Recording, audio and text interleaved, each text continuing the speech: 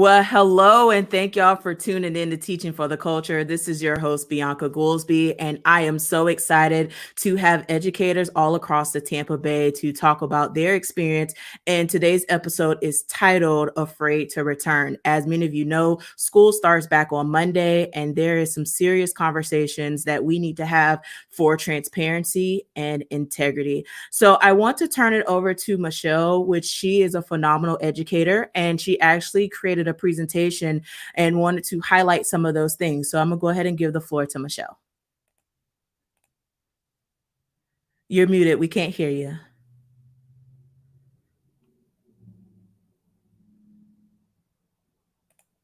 There we go. Uh-oh.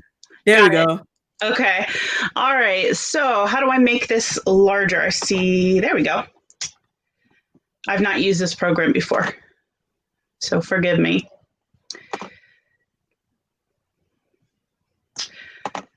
Well, I'm pressing the presentation button. I don't know. Can you control it as well or no?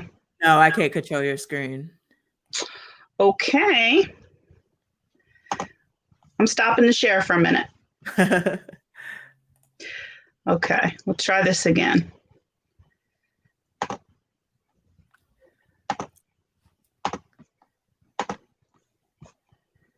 right. Okay, let's see. There we go. Now we got it. Okay, so I feel like the district has been disingenuous with parents in many ways, and that a lot of people are not really aware of how things really are.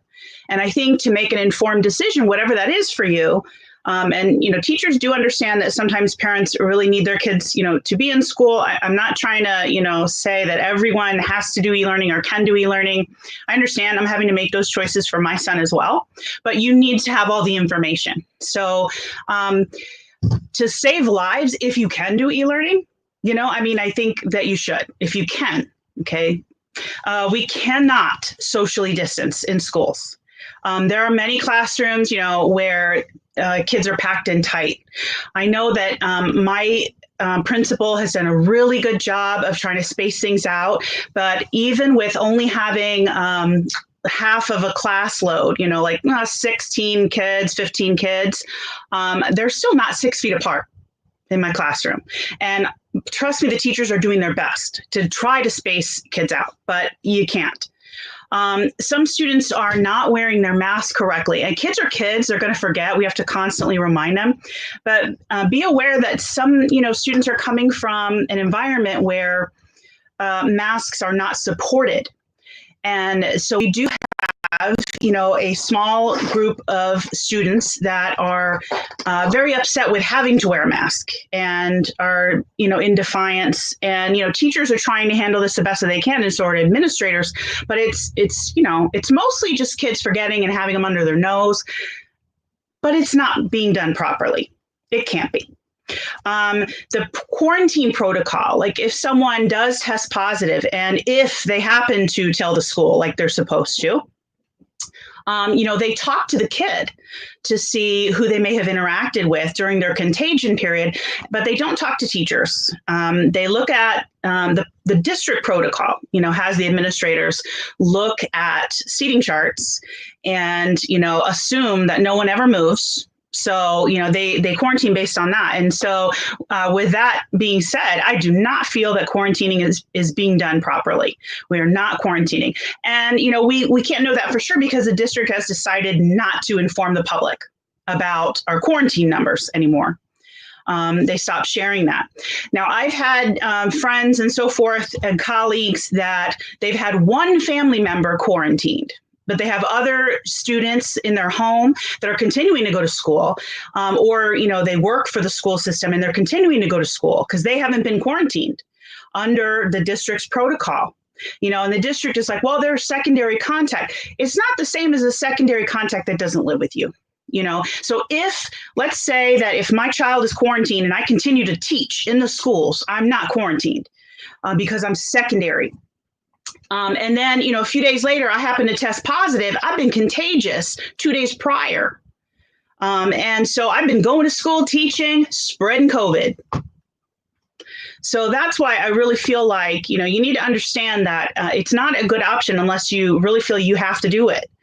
It's not, safe as far as keeping COVID away. So we were out of school for 2 weeks in December, and looking at these reported COVID cases, you can see here that December is, higher than November. I've got this sharing thing. Let me get rid of that. Okay. The district decided to run their data from right to left, which I think is, a bit, I don't want to say deceptive, but anyway. So you can see that it's steadily climbing up. And I mean, all you got to do is listen to the news. Florida's numbers are going up. We should be testing just for, our school system, our target of like 2% of testing, and which is very, very conservative. We should be testing at least 3,000 a day. Random testing and so forth. We definitely don't have some sort of school district testing protocol. Our county is constantly below our target for testing too. So that needs to be, considered. The superintendent, pardon that looks terrible. The superintendent and our school board did request from the governor the very next day after the state teachers union that teachers be prioritized for the vaccine, because the governor is forcing teachers to be in school. He said teachers have a choice, and that's not true. The reason why that's a lie is because in order to stay employed, you're going to have to go to school. I think maybe depending on, elementary or what level, certain teachers are going to be able to have more opportunity to work from home, if the parents at their school choose to have e-learning. But I know in high school, with the way classes are scheduled, most high schools have 1 or 2, maybe 3 out of 100 teachers that are able to work from home. So if you want to stay employed, you got to go to school. And the governor is threatening to cut funding if schools have less than a full brick and mortar option. So the state teachers union and our superintendent and school board requested that teachers be prioritized for the vaccine, like the CDC recommended, by the way. But the governor has gone rogue on that and decided no. So he's forcing us to be exposed every day, but not allowing us to be prioritized for the vaccine. 25 teachers have already died in the state of Florida from COVID. We are currently at 10% positivity in Hillsborough County. That's double the positivity rate that we had in August, when experts from TGH and USF recommended that we not open school physically. Kids do get it and spread it. And so I just, I've listed, a few things here. If we wanted to go back, I don't know, maybe we can put this somewhere on the website if people want to look back at it. But I mean, some people are under the impression that kids don't get it and they don't spread it. Teens in particular spread it just as much as adults. So we have a new variant, unfortunately, that was found in Britain, and that is supposed to be about, twice as infectious. It has already been found in Florida already. So that's the reality. And that's my little presentation on some things that need to be considered that the district is not pushing to parents to give them full information. Can I add something really quick about the new variant? Yeah, absolutely. Actually, also along with that new variant, the studies are finding that it spreads faster and with groups that are under 20 years and younger. And if there is no contact tracing being done in those groups, that they will not be able to contain the virus once it hits those groups. And we can't contact trace. Once you get over 10%, positivity, it's not possible in the community to really contact trace, is what a lot of the epidemiologists have said. But we haven't had that set up anyway to do proper contact tracing. Yeah.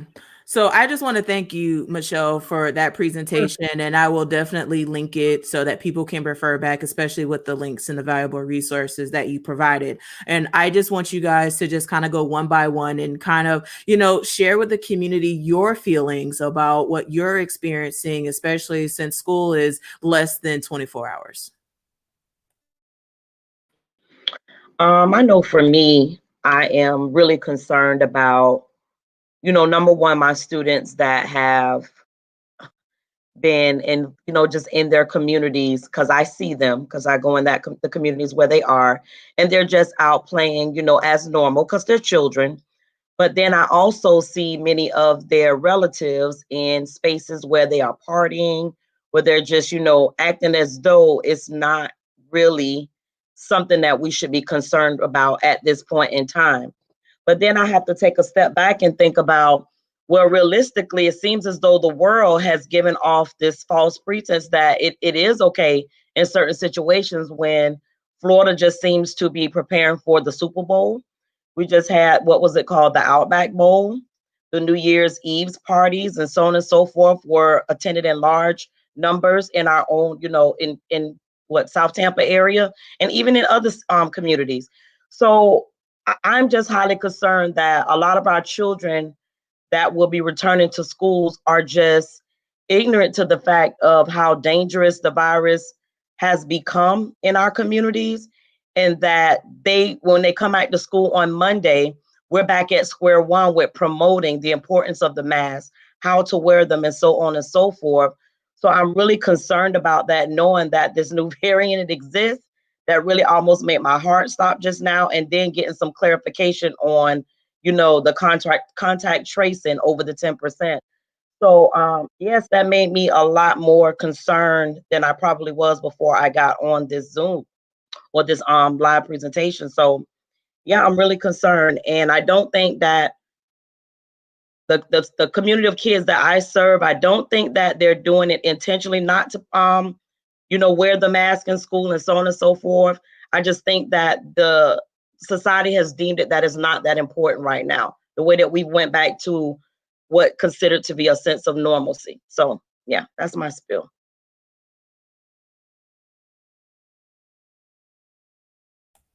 Anyone else want to hop in and share their feelings?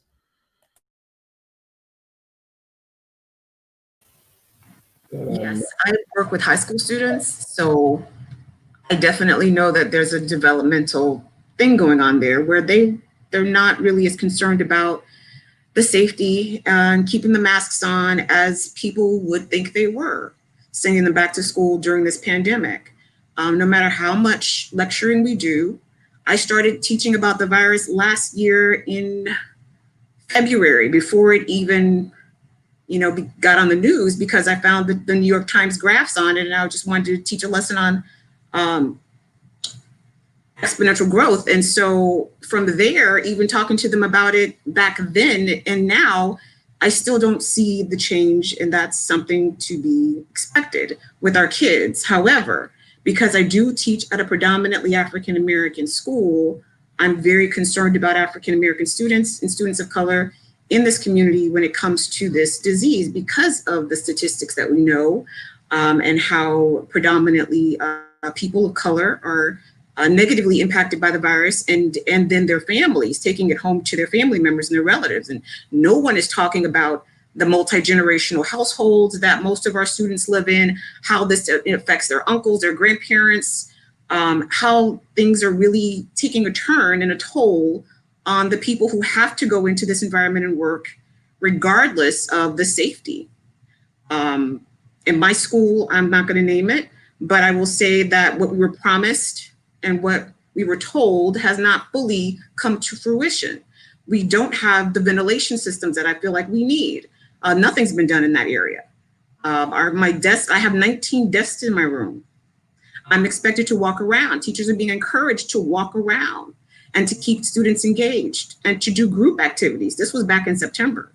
And, we're not really, I believe, taking some of the guidelines seriously, at the risk of not giving these students the emotional education that parents feel like they need. But what they need to be considering more is what happens in our communities when we don't take care of our own health and we don't take care of our own medical conditions, or what's going on in those issues and instances. I know with a lot of my Black students having asthma and diabetes, no one's talking about these things, especially in St. Petersburg, where I live. The status of Black children is ridiculous as far as how the education system treated them prior to the pandemic.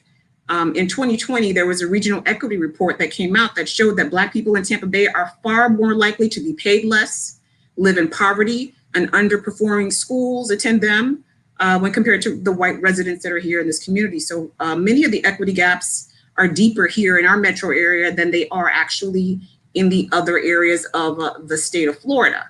Black workers in Tampa are still making 20% less than their white colleagues, and Black residents are 2 times as likely to live in poverty compared to white residents. So these are things that are tied to health. It's an environmental issue. It's going to impact our students a lot more. I will say my kids, they come to school showing me fight videos where they're out in the community on the weekends fighting each other, masks flying everywhere, and they come right back to school.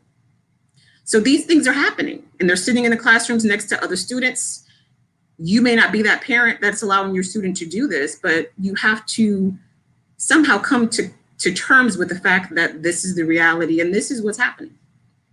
And I'd say that even if teachers and students are trying, their hardest to keep their distance and keep their masks on, we are in indoor spaces. And what you mentioned about, the problems with the filtration, I mean, that's only one aspect. And we certainly don't have, good filtration everywhere in Hillsborough County either. But the air exchange is a factor, like having it circulate fast enough. And just, being in one enclosed space. I have a door to the outside. I'm very thankful. And I try to air out my classroom a lot. But I have colleagues that don't have any doors or windows that they can open to the outside.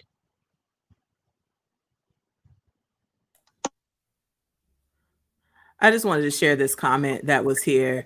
Pam says that she has 29 students in 600 square foot room with no windows. And that is the reality. That's what people are sending their kids to, and they need to understand that's the reality. Matt, how do you feel about this? To be honest, I think from the very beginning, I've always been pretty terrified, I guess is the best way to describe it. I don't feel like, as a community, I don't feel like we truly understand how important it is to follow these guidelines and be safe. And, it goes to show that people are saying, oh, we should have a choice, we need to be able to choose. But sometimes you need to rely on experts to make those choices for us. Not everybody has the education and the understanding to make the right choice. And we can't just say, oh, everybody should get their own choice, because that's going to affect us negatively if somebody doesn't understand the science, doesn't understand the data, doesn't read into it, doesn't educate themselves. And unfortunately, there are a lot of people out there who just don't, whether they choose not to or because they don't understand. And that's what scares me the most, is the kids come to school every day, and there are kids who understand it, kids who are afraid. And most of those kids are e-learners. And maybe for some reason they come to brick and mortar and they understand and they can be respectful and they can follow the guidelines. But there are a lot of kids that just don't understand it. And it's really challenging on me to be the person to remind them, to explain, this is how you need to act in order to save our community and to keep our school open and keep it safe. Because, the battle of trying to say, let's shut it down, we know that's a hard thing. We know that's not really something that's feasible right now from what we've seen the events unfold. And we're just trying to educate the kids best as we can to understand this is what you need to do. And I have my students who respect that, understand that, and they follow those guidelines with me. But I see them in the hallways, I see them outside of the school, and that mask just pops off and they're hugging and they're in each other's faces, and they just think that it's not a big deal. And maybe doing it out of respect for me, which I appreciate, but it's not about respect for me. It's about respect for the community, and it's about understanding what it takes to make this become safe. And we're just not there. We're not at a place where we can do that. The classrooms are not built for that. And, I don't think, I talk to parents on things like conference night, and I explain, this is not, what you're being told. This is not everybody 6 feet apart. Kids are all over each other, and there's no true way to regulate that, let alone the fact that they're in these very small, tight classrooms with the same old ventilation systems. My school is over 50, 60 years old. And there's no way that they're going to replace those ventilation systems this year. I don't think it's going to happen. I haven't heard anything about it. I haven't seen anything about it. I don't see how they're going to be able to do that. And they made all these promises that we're not seeing any results from that. And I can really appreciate my administration, because they have done a pretty substantial job. They have done a great job at trying to push the culture as best as they could. And you can see that, my school's data is lower positivity rates than maybe some of the other schools around the area. So I can appreciate them because they're doing the best they can. But that's the problem, is we're all trying to do the best we can, but we really shouldn't be in this situation, period. We shouldn't be held this way by state. We shouldn't be in this situation at all. This shouldn't be a conversation. It shouldn't be, oh, we have a choice. This is something where we shouldn't be in the building, period. And people talk a lot about, the quality of education and how important it is to be face-to-face, but this is not traditional face-to-face. This is not last school year, period. It's just not. No matter what we're doing in front of the classroom, no matter how much harder we have to work, we're not going to see those same results because this is not normal. This is not how it should be. And I think that it's possible to find success in being remote, but we're not there. And here we are coming back after everybody's been on the holidays and everybody's been very close and tight together. And it's daunting. It's terrifying to go back.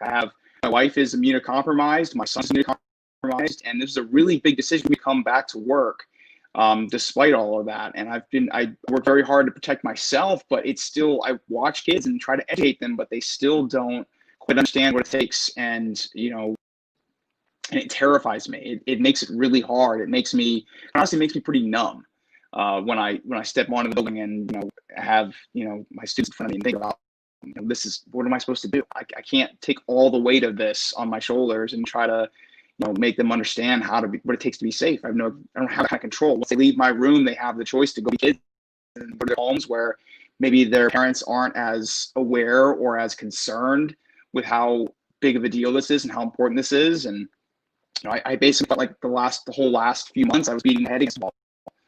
So to answer your question, I'm honestly terrified. I feel like it's trauma brain. Like we've been for months and months and months now operating on trauma brain. And it's just, it is like you're not really present fully, and I know in high school, like I was saying before, like 97% of the teachers are teaching simultaneous. So you're not even getting the full attention of the teacher. This is not how education is supposed to be. This is not like normal. And, on the subject of fear, fear is a tool. We're supposed to be afraid of some things because we're not supposed to be foolhardy and be uninformed, walking around and not taking, precautions that we need to take and so forth. So, am I afraid to go back? Yes, because I know what I'm going into. I'm going to be swimming in COVID.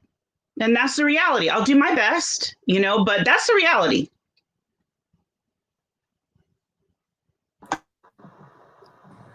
Just can I go ahead and add on there?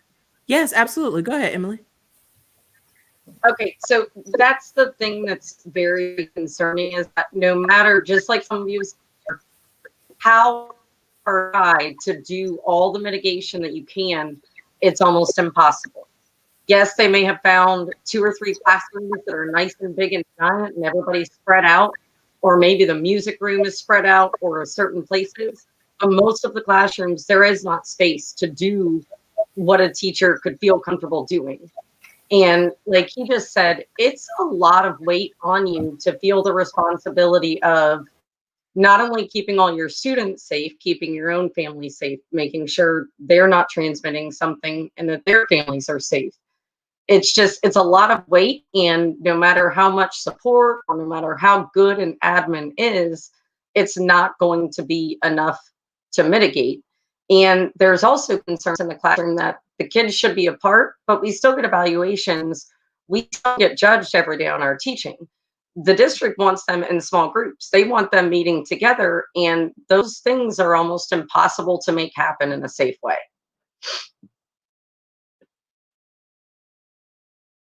You're absolutely right. Johnny, what do you think about all of this? Well, I think the schools and people in general just keep saying, let's go back to normalcy. But if you go to any doctor's office, they're not normal. You open up or go to a bar, they're not normal. They making adjustments. And I think education, the only ones not hearing this message. And so because they want to keep things the same, work in small groups, do all of these things, that scares me so much that I'm not going back in. I'm taking a lead because I'm making my decision based on being a son who got an 80-year-old mom who I want to see. she wants to see me. She don't understand why she can't see her baby boy. But if I decide to go back in there, I'm endangering her life. I'm making this decision because I'm a father with a son with type 1 diabetes. And if and that's hard for me as a African American father, but any father, because so many times we're not in our kids' life. I want to be in my kid life, but if I make this decision, I can't go see him because I'll never be able to get over if I do something to him because I went in there. If it's not on me, I'm more concerned about the effects I have on my family. And if I go, my wife is an e-learning teacher, but it doesn't do any good for me to go in there because now when I come home, I might be infecting her. So it's so fearful. I just said I'm not going back in, which now leave us in some type of financial bind. But I rather take that chance because money ain't gonna do me any good if I'm dead, and if I affect them or hurt them in any way, I don't know how I'll get over that. And I'm like someone said earlier, the state shouldn't even put us in this position. But since they did, now we have to make those hard choices to like save our family and protect our family because they obviously not trying to help us. So that's my fear about all of it. Not so much me, but how it affect my family if I'm not here for them. And just to add on to that, like for individuals like myself, I am a teacher that is at risk myself. I have asthma and other underlying health issues, and it's without question twice a year I become very ill. Thank God this year I didn't. I think that's because of the constant wear of the mask, but I have no scientific proof of that, but I'm pretty sure that's why. But I was coded yellow, and from day one, it was never an opportunity for me to be at home as an e-learner, which was promised that would happen. It was, the conversation about the scheduling just did not fit and so on and so forth. When I know at other sites, it was intentional by the administration to make sure that those that were coded yellow or red, not yellow, orange, those that were coded orange or red, there was a priority there. But it appears as though when the initial information was brought forth that, teachers are going to be taken care of. For those of them that don't have underlying health issues, we really want them to come back in. This is for the best interest of our underserved children. A lot of them, this is where they get their food source, and it might be a safe haven for them. What about their mental capacity? And, all of those buzzwords or blurbs in order to capture the attention of the parents or the guardians at that time, in order to make it seem as though it was for the best of the majority. Well, what happens to the best interest for the majority of your key stakeholder here, which is the educators? If we start dropping like flies, then what? Do we have to sacrifice ourselves in order for us to get the attention that this matter needs? There are other states that are doing what needed to be done, and their legislators, started to become vocal about it as well, to a place that we shouldn't have to be fighting this challenge in silos. We need you all's help in bringing this to the attention of the individuals making the decision. Cochran, yeah, that would be one person. You all that have that man's ear for whatever it is worth, start sending letters, documenting that you're concerned as a community. Because at some point, we have to be able to collectively say that something different has to happen. Like the 24 teachers seem as a small right now, but and yes, they say you're going to die from some. We get that. But what we also know is that we did not have COVID plaguing our state the way that it has, and we're considered a hot spot. And now we're just acting as though, everything is as normal. No, it's not. I'm really concerned, really concerned. To add on to what April was saying, what's mind-boggling to me is that in the state, everything is closed. You can't go in the governor's mansion. You can't go into all the DMVs. You can't go into the lottery office. You can't go into any of those places. Businesses have restrictions. Like Johnny said, it's not normal. I went to Verizon. I had to wait outside because there's only 4 customers allowed in the whole store at the same time. So the idea that a lot of people say, well, everybody else is back to work. Well, everybody else is back to work in a safe way. And our job is not work. It's taking care of children. It's teaching children. It's so much more than an office being open. And even doctor's offices, you can't go in, wait in your car. Everywhere is different. Something has to be different. The circuit courts all over Florida are operating virtually, and the governor's office is closed. So how about we open schools when the governor opens his office, and courts can be in physical, Yep. And even right now, you can't go into the state buildings, like you cannot go in groups, like, and the question becomes, how do we as a people, meaning my community or, just my friends, my family, how do you all not make this the forefront of your conversation, knowing that I am a teacher, passionate about my job, love children, want to educate the community on, whatever I can educate them on?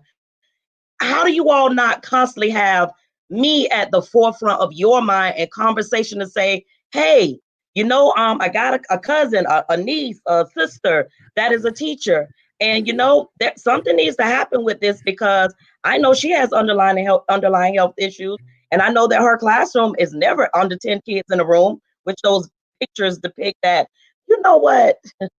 The pictures is what get me, you all. When they show the pictures of the children so spaced out, like 6 feet around, where are those classrooms? Because I not have one friend guy, colleague that can show me anything like that. But what I do know, in several of the classrooms on my campus, there are 30 plus in the room at a time.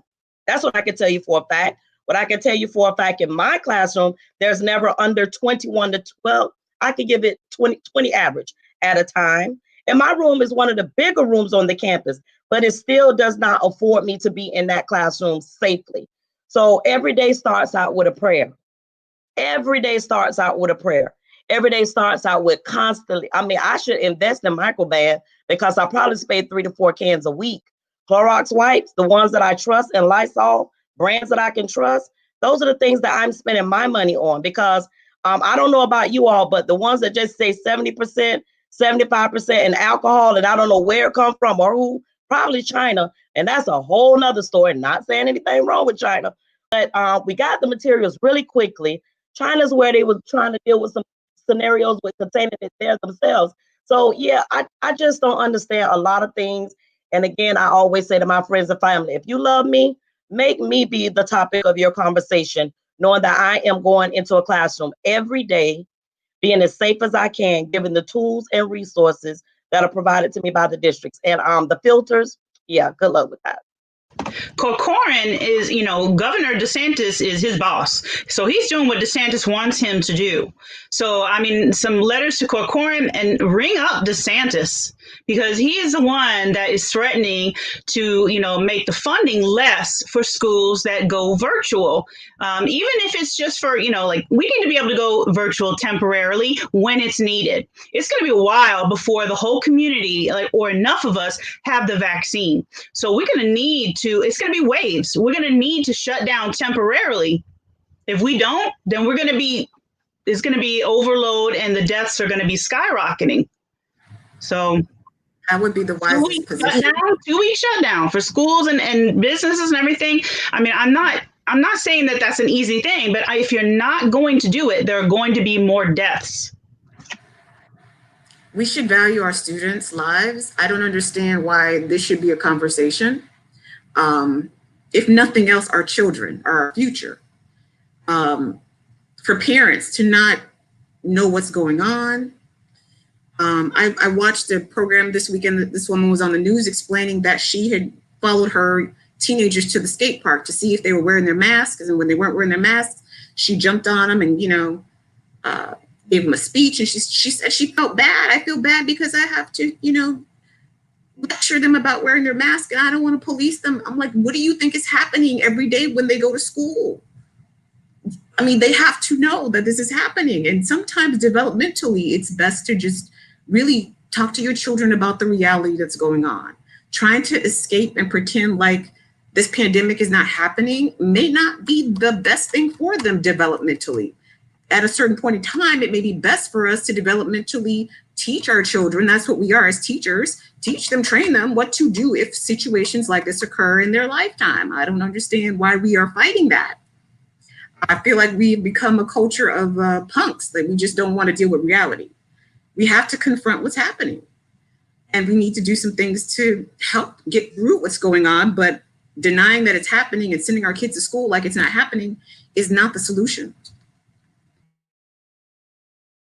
I wanted to share a comment from school board member Jessica Vaughn. She says, I'm looking forward to watching this tonight. We're actually getting a rapid COVID-19 test right now because we were exposed on the 27th and my husband has symptoms. However, keeping our schools safe is one of the number one priorities. I wish we were doing 100% e-learning, and I have been nonstop advocating for teachers and school staff getting access to vaccine stat. So I just want to say, Jessica Vaughn, we are praying for you and your husband and your family, what you guys have going on with COVID. It's a real thing. And thank you for advocating and thank you for being here. So we have seen this issue where kids are coming back on Monday. What are some of the things in the, let me frame that differently. What are some of the action items you can tell parents in the community on how to help make your job more effective? The last week before we left in December, I had a student come in with a runny nose. And I informed him that he needs to call his mom because that's not something that he should be in school with. He didn't even realize that, it was a problem. And I started running down the symptoms again. If you have any of these things, you guys should not be in school. Called his mom, she wanted to kind of hear from the nurse, which was, cool. But parents at home should know what the symptoms are as well as the teachers. Thermometers, I don't know why our culture or society hasn't accepted the fact that temperature checks, things that they're doing to look for symptoms of COVID don't guarantee that students don't already have COVID because it is asymptomatic at times. However, they are helpful. If your student is sick, please, you might want to keep them home because that student came back after 2 days with the runny nose still happening, said he didn't want to stay home. So these are the kind of things that are going on. And just to go back to Jessica Vaughn that was sharing that her family is currently in quarantine. I just would like for people to just imagine in your everyday work schedule that you receive emails 2 and 3 times a week saying, hey, here at our school site, a child has been, or an administrator been, or someone has been has tested positive for COVID. Imagine what that does to you psychologically. I just want you to think about that because remember, it's a secret. They can't tell you who it was. If you had that particular child in your classroom, they will go to the point to tell you that. But remember, if it's a colleague, it's a secret unless you were in direct contact with them. But again, contact tracing isn't done to a level of expertise by an individual that has been properly trained to do so. So I just want individuals to really think about that because we go through that a lot. I know for me several times this year, and it just became a point of I can't sit and worry about it so much because if I do, I mean, it becomes a place of I will lose my mind trying to figure out trying to figure out how to move forward and navigate through something that I can't control.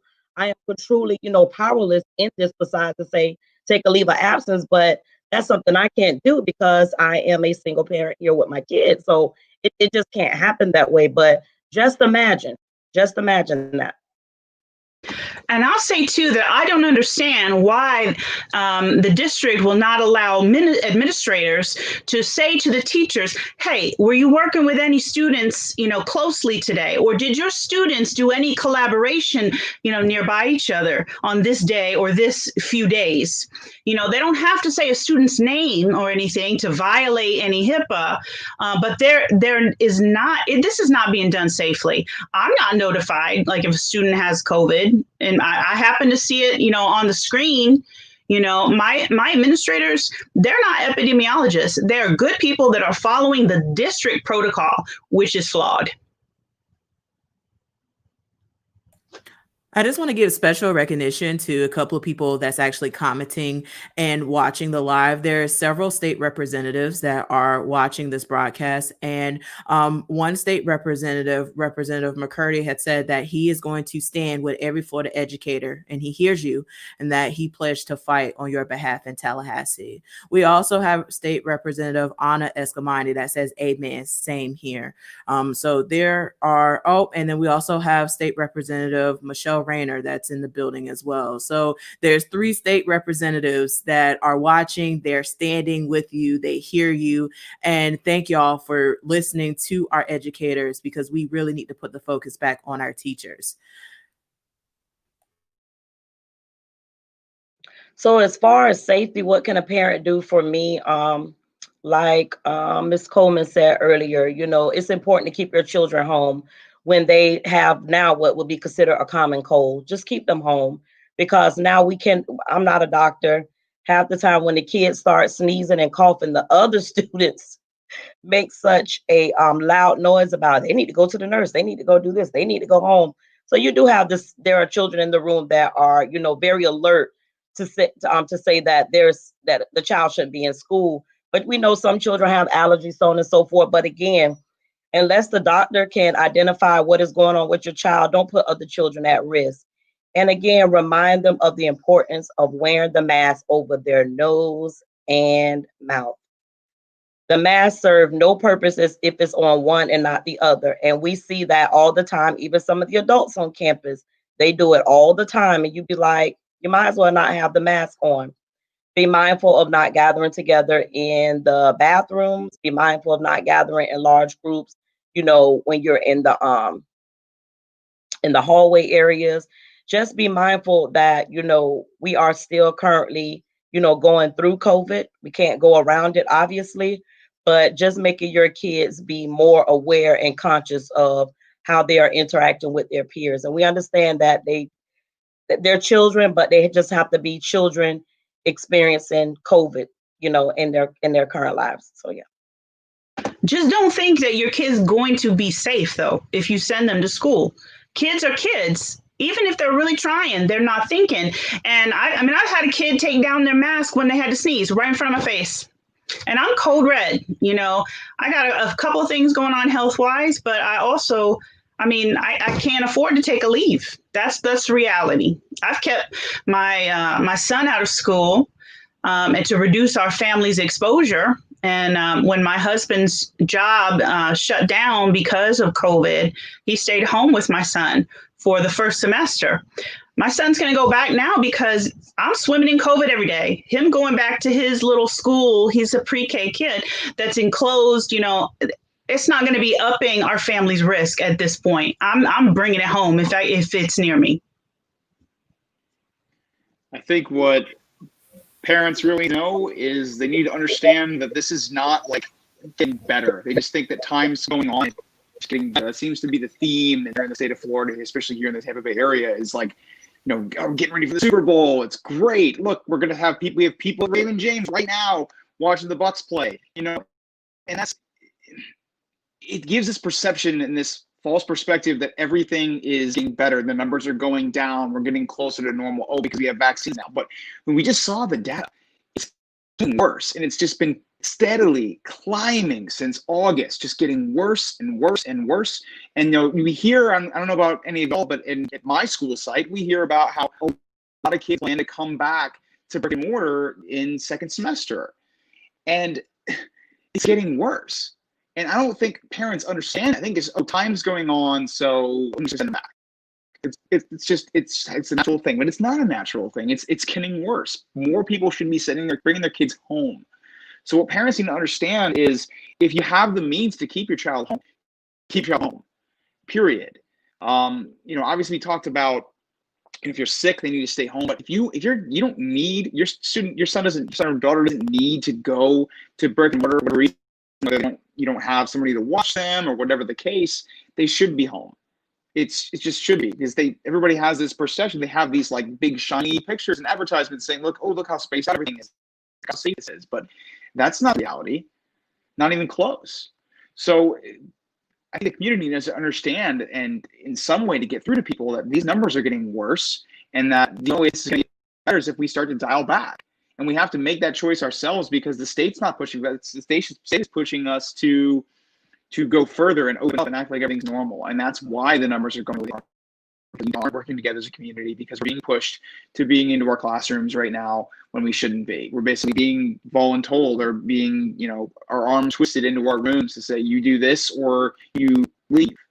And nobody wants to be in that situation. People can't afford to just drop their job at the drop of a hat. That's not fair.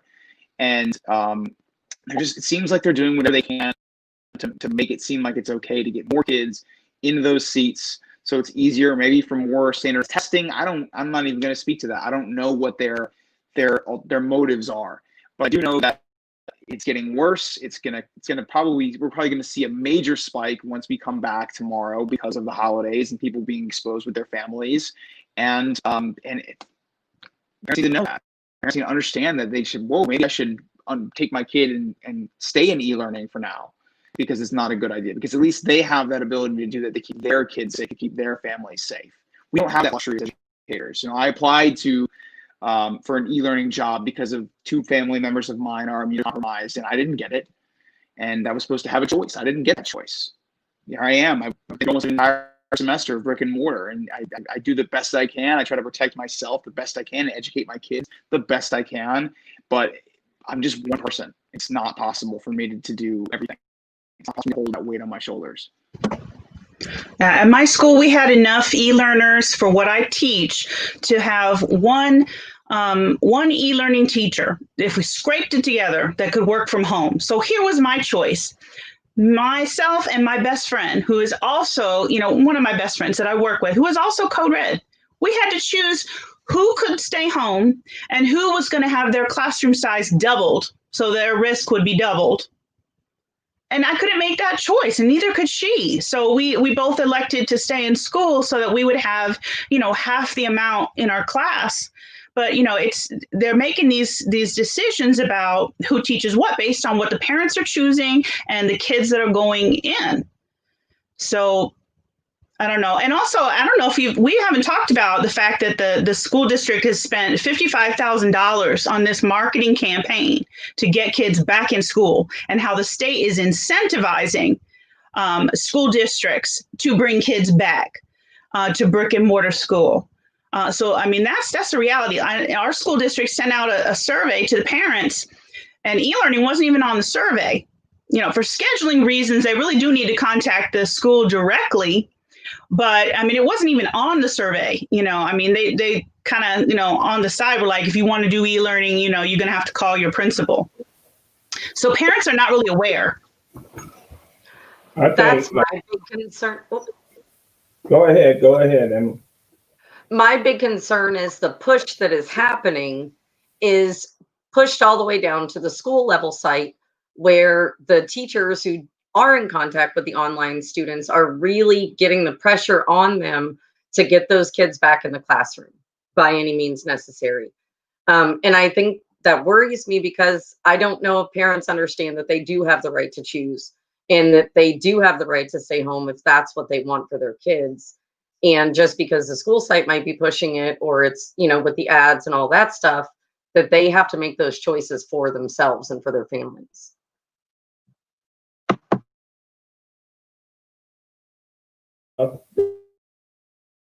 They have these plans to bring kids back to school, but they have no plan for when the numbers do go up and the kids do get sick, and you're gonna need e-learning teachers. They don't have a plan for that. It seems to me they just think everything will go as according.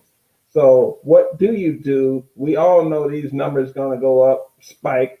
People, one person gonna lose their life or get sick. What do you do with the kid? How you educate the kid now? When when it's just too much for the teachers at the school and brick and mortar, because they're getting sick and they have to leave. I don't think that plan been addressed.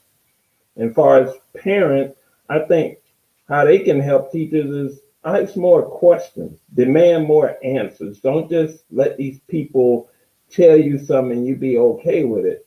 That's your kid, your heart, you sitting in that school. Demand more answers. Be more informed. And instead of just trusting what everybody's saying to you. Just really quick about standardized testing. If you work in high school, you know that the graduation requirements still apply. That is something parents need to jump on because other states like Georgia have diminished those test requirements for graduation. So please note that Florida is trying to keep your diploma from your child if they don't pass these tests during a global pandemic when we're so concerned about students' mental health. I have made phone calls over the summer where I've had parents who had a mother who had a husband who was in the hospital on a ventilator. And here I am calling her because her son hasn't been in attendance. Okay, she's working, double shifts in nursing homes.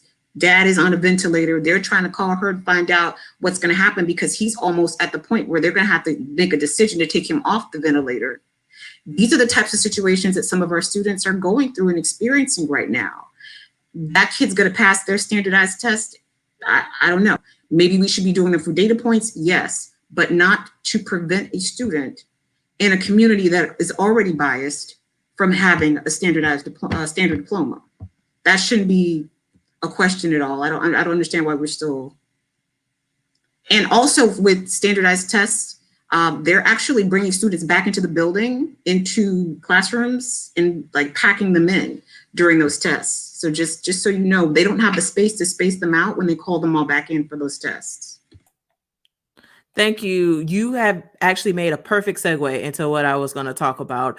The Opt Out Florida Network actually is out here advocating and giving you, the parents, resources. The high state grades are 3 and 3rd grade and 10th grade. So please follow the Opt Out Florida Network to get more information on how you can opt out of the FSA.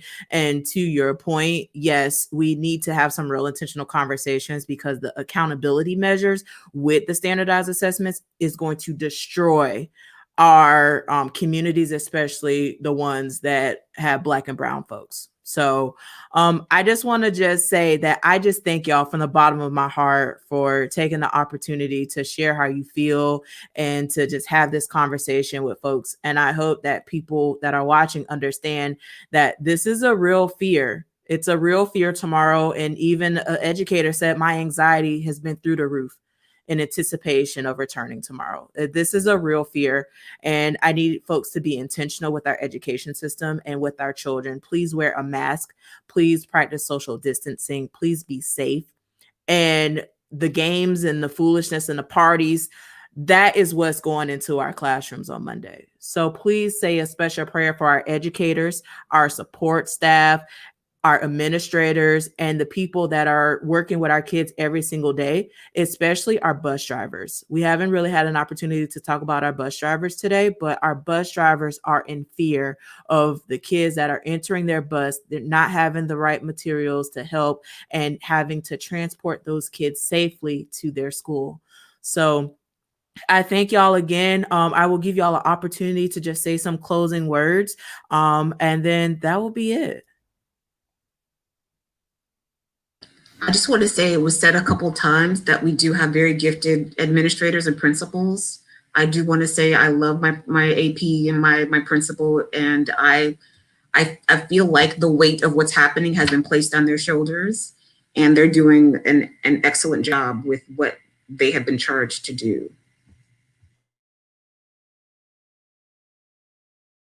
I say, be informed. We're only as good as the information that we have. And I feel like, it's not just the families that are not informed enough, it's the educators too, and the administrators and staff. I don't feel the district is doing a good job informing us of what we need to know. And that's further on up too, like every level of government. This is a problem right now, but be informed, take that responsibility yourself for you and your family and protect others. It's not just, my rights, it's my responsibilities.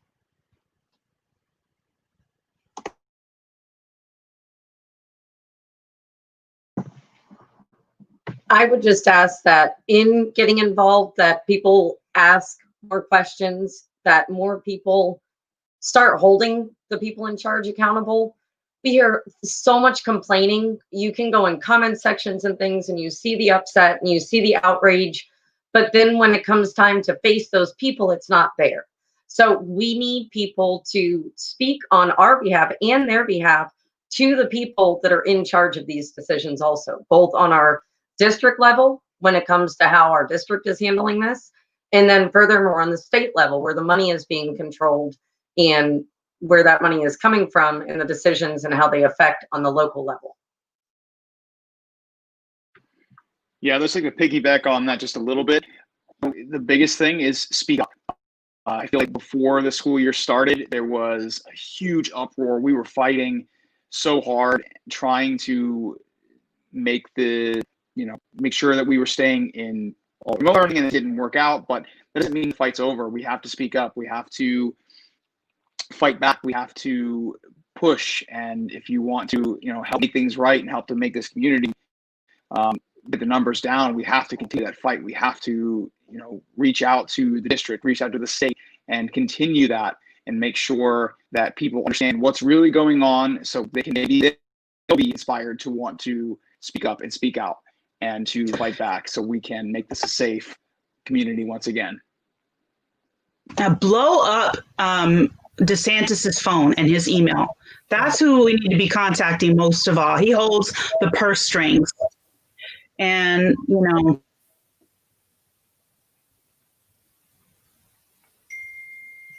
And it's important, again, like to echo what everyone is saying, is that, we are a small group right here that are willing to bring forth the message in our areas of concerns. But there are not some teachers that are capable of doing so because it may not be very well their personality, or they're in fear of, being retaliated against. And that's a real thing in our district. And the key thing is, it's best to be in a position to say my voice is being heard, or you're put in a position to where you're not on this earth anymore, and you still,